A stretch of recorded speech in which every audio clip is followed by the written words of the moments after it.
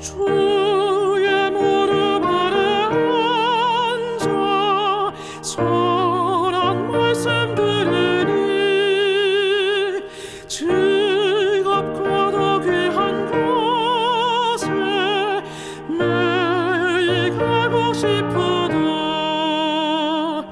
주의 무릎 아래 앉아 지난 일을 살피니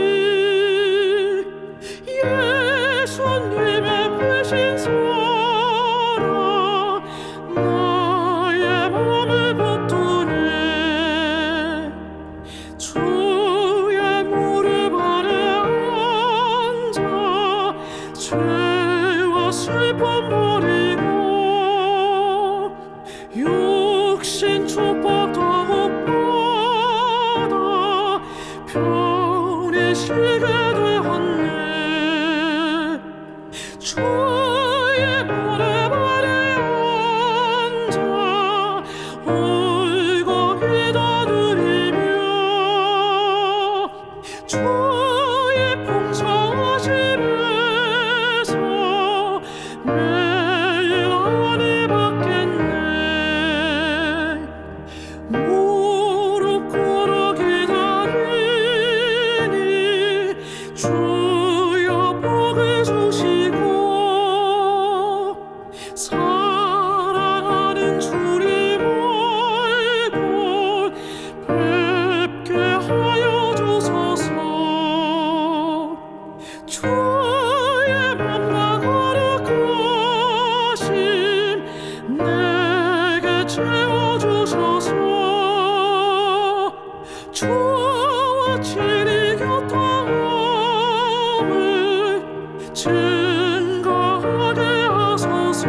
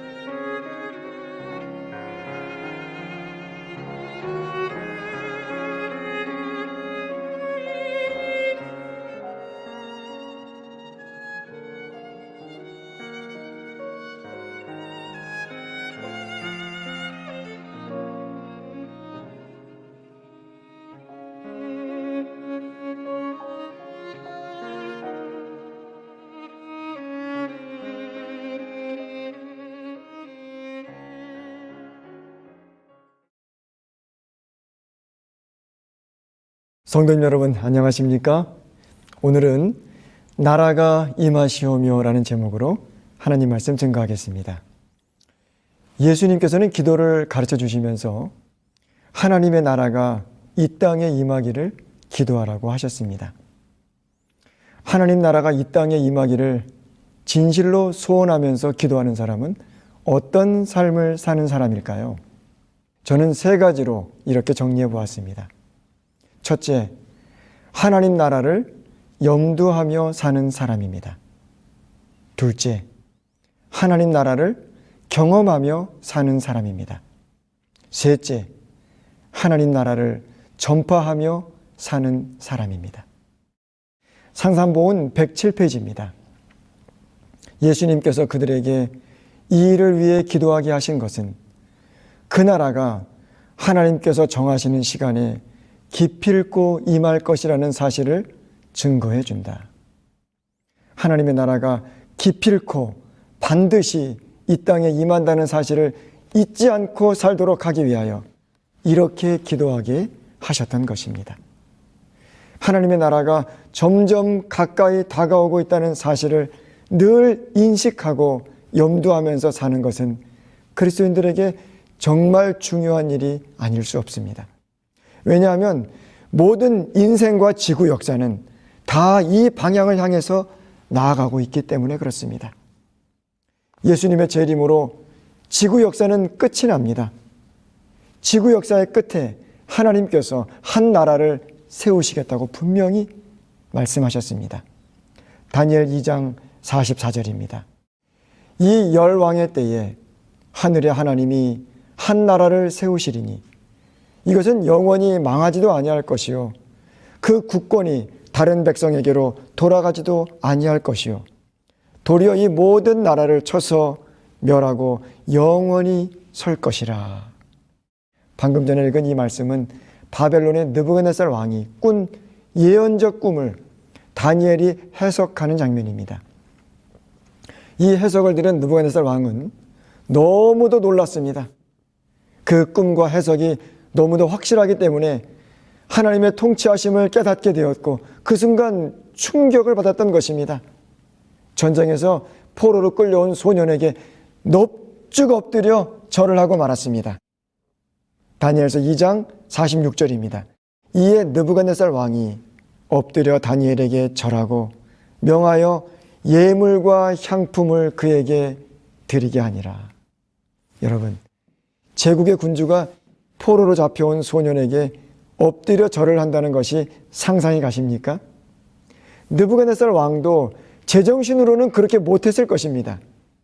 너무 놀라고 당황스러워서 자신의 위치와 체면도 까맣게 잊어버릴 정도로 큰 충격을 받은 것이죠. 사랑하는 성도님 여러분, 지구 역사의 끝에 예수님께서 기다리고 계십니다. 느부갓네살 왕에게 충격을 주었던 이 사실은 오늘날 우리들에게도 충격적 실체가 아닐 수 없습니다. 한 인생의 끝에 예수님께서 기다리십니다. 누구나 다 예수님을 한 번은 만나게 될 것입니다. 이 중요하고도 엄숙한 사실을 잊지 않고 살기 위하여 우리가 드려야 할 기도가 바로 나라가 임하옵소서라는 기도입니다. 히브리서 9장 27절입니다. 한 번 죽는 것은 사람에게 정하신 것이요 그 후에는 심판이 있으리니. 아멘. 아멘. 의인의 부활에 참여하여 영생의 유업을 얻든지 아니면 악인의 부활에 참여하여 영원한 멸망으로 끝나든지 그 진짜 삶을 위한 선택의 기회로 주어진 시간이 바로 저와 여러분이 살고 있는 인생입니다. 어떤 선택을 할 것인가? 이것이 바로 인생에서 가장 큰 의미임을 잊지 않고 살아가시길 소원합니다. 그런데 많은 경우에 있어서 우리 인생이 어디를 향해 가고 있는지 이 중요한 방향과 목적을 잊어버리고 산다는데 큰 문제가 있습니다. 그래서 우리는 반복적으로 기도해야 됩니다. 잊어버리지 않기 위해서요. 나라가 임하옵소서. 하나님 나라가 이 땅에 임하기를 소원합니다. 다른 건 다 잊어버려도요, 이 인생의 방향과 목적만큼은 절대로 잊어버리지 않게 되시길 바랍니다. 방향과 목적을 잃어버린 삶의 끝은 참으로 참담할 수밖에 없습니다. 방향을 잃어버린 사람들의 이야기를 들어보시기 바랍니다. 항해를 하던 한 선박이 갑작스러운 풍랑으로 파산하고 말았습니다. 천신만고 끝에 무인도의 일부의 선원들이 상륙하게 되었습니다. 다행히 6개월 정도의 먹을 식량이 남아 있었습니다. 그런데 이들이 섬을 수색한 결과 그 섬에 사금이 엄청나게 매장되어 있다는 사실을 발견하게 되었습니다. 이 사실을 알고 흥분한 사람들은 구조선을 찾으면서 구조를 요청하는 대신에 사금을 캐는데 정신이 팔리고 말았습니다. 그리고 한참의 시간이 지난 후에 우연히 이 섬을 지나던 배가 그곳에 들렀다가 이상한 광경을 목격하게 되었는데요. 사람들은 온데간데 없고 해골들만 여기저기 나뒹굴고 있었다는 것이죠. 그 해골들 옆에는 한결같이 사금들이 무더기로 쌓여 있었다는 것입니다. 사금을 파는데 정신이 팔려서 무엇이 가장 중요한 일인지를 까맣게 잊어버린 것입니다. 지금 금을 캐는 게 문제가 아니고요. 구조를 요청하고 노력하는 일이 가장 중요함에도 불구하고 그것을 잊어버린 것입니다. 삶의 목적과 방향을 잊어버리고 사는 사람들이 이와 같은 것입니다. 우리는 하나님 나라에 들어갈 준비를 하면서 살아야 합니다.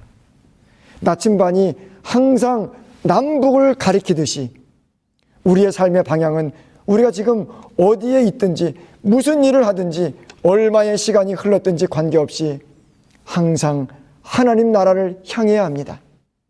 이 일이 가장 먼저 해야 할 일임을 예수님께서 분명히 가르쳐 주셨습니다. 마태복음 6장 33절입니다. 그런즉 너희는 먼저 그의 나라와 그의 의를 구하라. 그리하면 이 모든 것을 너희에게 더하시리라. 먼저 무엇부터 하라고 하셨습니까? 그의 나라와 그의 의를 구하는 일을 먼저 하라고 말씀하십니다. 하나님의 나라를 늘 머릿속에 염두하면서 사는 사람이 하나님 나라를 구하는 사람입니다. 두 번째로 하나님 나라를 진실로 구하는 사람은 또 어떤 삶을 사는 사람일까요? 하나님 나라를 경험하며 사는 사람입니다. 하나님의 나라는 크게 두 가지로 나뉘어집니다. 하나는 예수님의 재림으로 우리가 실제로 들어가게 될 영광의 왕국입니다. 그리고 두 번째는 그 영광의 왕국에 들어갈 사람들이 이 땅에서 경험하는 하나님의 나라가 있는데요. 그것을 우리는 은혜의 왕국이라고 부릅니다. 영광의 왕국에 들어가는 사람들은 이 땅에서 반드시 은혜의 왕국에 들어가게 되어 있습니다. 은혜의 왕국에 들어가지 못한 사람이 영광의 왕국에 들어간다는 것은 있을 수 없는 일이죠. 절대로 그런 일은 없습니다. 은혜의 왕국이 어떤 곳인지를 잘 이해시켜주는 찬미가 가사가 있습니다. 631장 3절의 내용입니다. 내 비록 산과 들이나 혹 초막 속에 거해도 내 주를 모신 곳이면 그곳이 천국 되도다. 다른 교단에서는 같은 가사 내용을 이렇게 번역했습니다. 높은 산이 거친 들이 초막이나 궁궐이나 내 주 예수 모신 곳이 그 어디나 하늘나라. 그렇습니다. 은혜의 왕국이란 미국에 살건 한국에 살건 작은 집이건 큰 집이건 사장이건 종업원이건 관계없이 어떤 환경에도 구애받지 않고 마음속에서 이루어지는 천국입니다. 어느 누구도 빼앗을 수 없는 평화와 소망을 간직한 마음의 천국입니다. 은혜의 왕국에 들어간 사람만이 영광의 왕국에 들어가게 됨을 잊지 않게 되시길 바랍니다. 은혜의 왕국의 실제를 보여주는 단편적인 예가 다니엘서에 기록되어 있습니다. 다니엘서 3장에 보시면 풀무불 사건이 나옵니다. 우상에게 무릎 꿇지 않은 다니엘의 세 친구를 풀무불 속에 집어넣으라고 명령이 내려집니다. 풀무불은 오늘날의 표현으로 하면 용광로를 가리키죠. 그 뜨거운 용광로 속에 사람을 집어넣었습니다. 산채로 뜨거운 용광로 속에 들어갔으니 여러분 거기야말로 생지옥이 아니겠습니까? 분명히 거기는 생지옥인데 거기서 세 친구들은 평안하게 왔다 갔다 했습니다. 그리고 그들 가운데 하나님의 아들 예수님께서 함께 계셨습니다. 내 비록 산과 들이나 혹 용광로 속에 있어도 내 주를 모신 곳이면 그곳이 천국 때도다. 다니엘의 세 친구들의 노래가 아니었겠습니까? 은혜의 왕국에 대하여 산상본 107쪽에는 다음과 같이 기록하고 있습니다. 하나님의 은혜의 왕국은 죄와 반역으로 충만해 있는 마음들이 그분의 사랑의 주권에 날마다 굴복함으로써 지금 건설 중에 있다. 은혜의 왕국은 언제 건설되고 있습니까? 지금 건설 중에 있다고 하는 것입니다. 지금 건설되고 있는 나라입니다. 어떻게 건설됩니까? 죄와 반역으로 충만해 있는 마음들이 그분의 사랑의 주권에 날마다 굴복할 때 건설됩니다. 우리의 마음은요, 저절로 선을 좋아하지 않습니다. 우리의 마음은 저절로 악한 것과 죄와 반역으로 기울어지는 성향이 있습니다.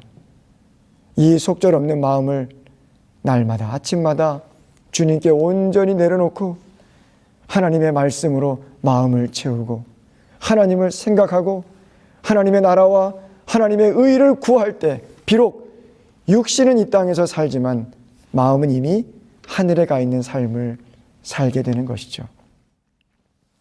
이것이 바로 은혜의 왕국에 들어가는 경험입니다.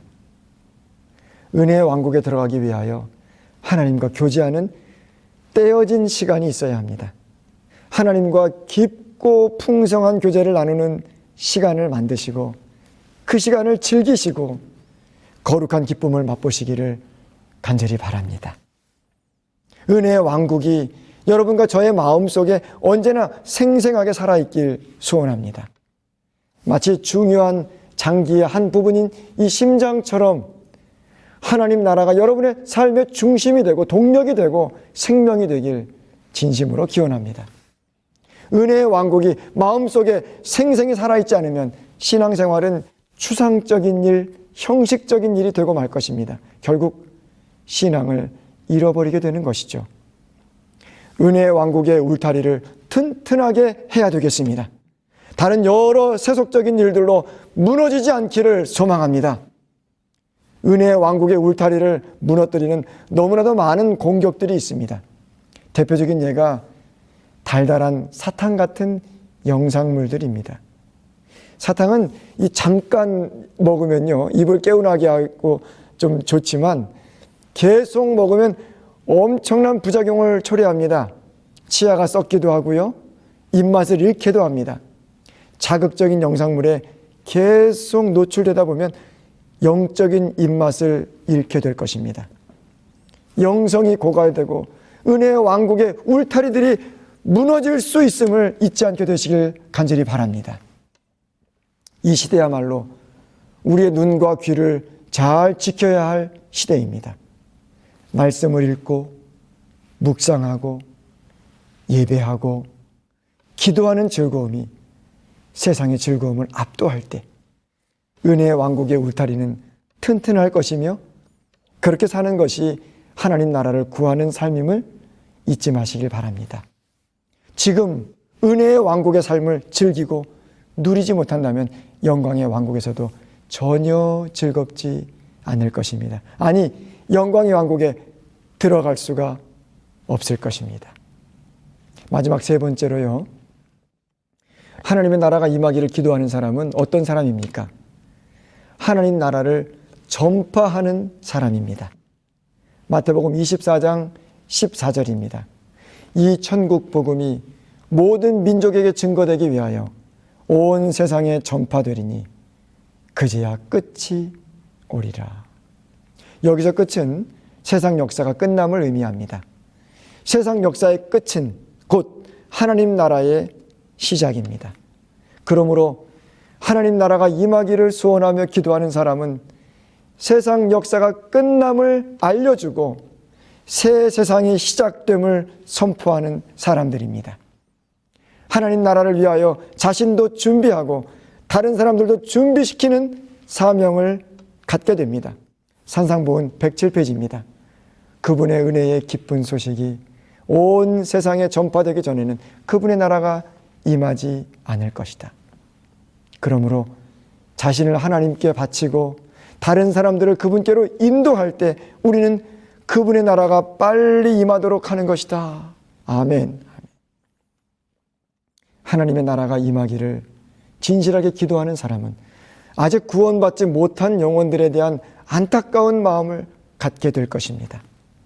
하나님의 나라가 임할 때 예수님을 선택한 자신에게는 축복의 날이지만 구원받지 못한 영혼들에게는 가장 슬픈 날이 될 것이기 때문입니다.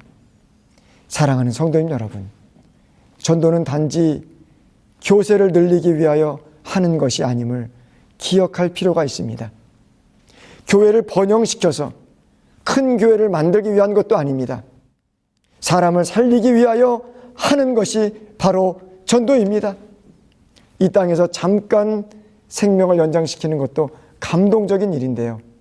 영원한 삶을 결정하는 이 일이야말로 얼마나 중요하고 의미 있는 일입니까? 2011년도에 동일본 대지진 때의 사망자는 15,895명, 실종자는 2,539명이었다고 합니다. 그런데 사실은 이보다 훨씬 더 많은 사망자가 발생할 위기에서 자신의 목숨을 희생하면서까지 수많은 사람의 생명을 살린 24살의 한 여인이 있었습니다. 그녀의 이름은 엔도 미키였습니다. 방재청사 공무원이었던 엔도 미키는 주민들이 대피할 수 있도록 목숨을 걸고 안내방송을 했습니다. 당시 높이 10m의 쓰나미가 시속 700km 속도로 밀려오고 있었습니다. 그녀의 다급한 목소리에 주민 절반 이상인 7,000명이 대피해서 목숨을 구했습니다. 그녀는 쓰나미가 방재청사를 덮쳐서 모든 것을 삼킬 때까지 끝까지 마이크를 놓지 않고 계속 외쳤다고 합니다. 마을 주민 하가타 에코 씨는 그 순간을 이렇게 증언합니다. 미키의 목소리를 들으면서 휴대전화만 들고 자동차로 시즈가와 고등학교 쪽 높은 지대로 달렸어요. 높은 곳에서 뒤돌아보니 차들이 밀려있고 잇따라 경적 소리가 들렸어요. 그 뒤로 쓰나미가 집을 무너뜨리며 달려오고 미키의 목소리는 계속 들렸어요. 또 다른 사람은 이렇게 증언합니다. 미키의 다급한 목소리, 6m 높이의 강한 파도가 몰려옵니다. 빨리 피하세요. 라는 방송을 듣고 급히 피신했습니다. 그런데 놀랍게도 그 위기의 순간에도 미키의 목소리는 계속 들렸습니다. 엔도 미키는 어떤 심정으로 그렇게 끝까지 마이크를 놓지 않았던 것일까요? 자신의 목소리에 수많은 사람들의 생명이 걸려있다는 숭고한 의무감 때문에 끝까지 마이크를 놓을 수 없었던 것은 아닐까요? 사랑하는 성도님 여러분, 나라가 임하옵소서라는 기도 속에 우리에게 주신 거룩한 사명이 함께 있음을 잊어서는 안 될 것입니다. 모든 사람에게 피해야 할 멸망과 얻어야 할 구원이 있음을 알려주는 우리의 삶이 될 수 있기를 진심으로 소원합니다. 말씀을 정리합니다. 예수님께서는 기도를 가르쳐 주시면서 하나님의 나라가 이 땅에 임하기를 기도하라고 하셨습니다. 하나님 나라가 이 땅에 임하기를 진실로 소원하면서 기도하는 사람은 어떤 삶을 사는 사람일까요? 첫째, 하나님 나라를 염두하며 사는 사람입니다. 둘째, 하나님 나라를 경험하며 사는 사람입니다. 셋째, 하나님 나라를 전파하며 사는 사람입니다. 우리 모두가 진정으로 나라가 임하옵소서라고 입술로 고백하고 삶으로 기도하는 저와 여러분이 되기를 진실로 소원하면서 오늘 말씀을 마치겠습니다.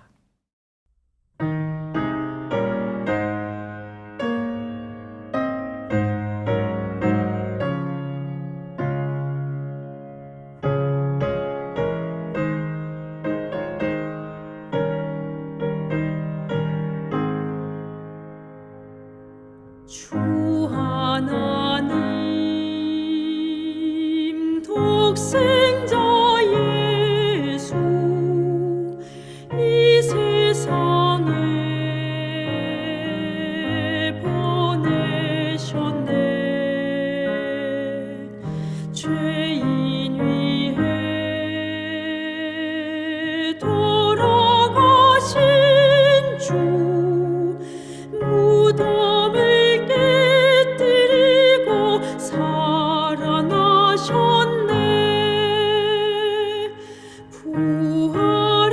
주 나의 참된 소망 근심 걱정 전혀 없네. 나의 구주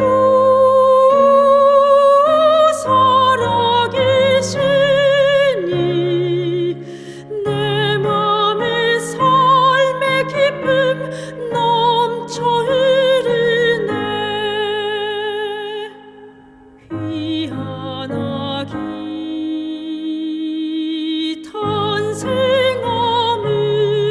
탄생함으로 우리에게 기쁨 되나. 그보다 더 큰 기쁨이 있네. 그 아기 살아계셔 구주 되신 것. 부활의 주 나의 참된 소망 근심 걱정 전혀 없네.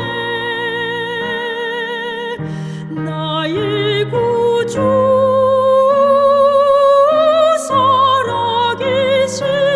살아계시니 내 맘에 삶의 기쁨 넘쳐 흐르네.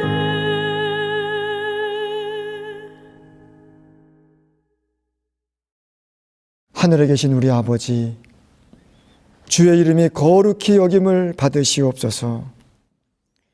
하나님의 나라가 이 땅에 임하기를 간구합니다. 우리의 삶의 방향이 언제나 어디서나 하나님 나라가 되게 하여 주시옵소서. 주의 나라가 임하실 때 우리 모든 재림 성도들이 할렐루야 개가 부르며 그 나라에 들어가도록 인도하여 주시옵소서. 그날을 생각하며 현재의 어려움도 잘 이겨나가는 주의 백성들 다 되게 하여 주시옵기를 우리 주님 예수님의 이름으로 간절히 기도드리옵나이다. 아멘.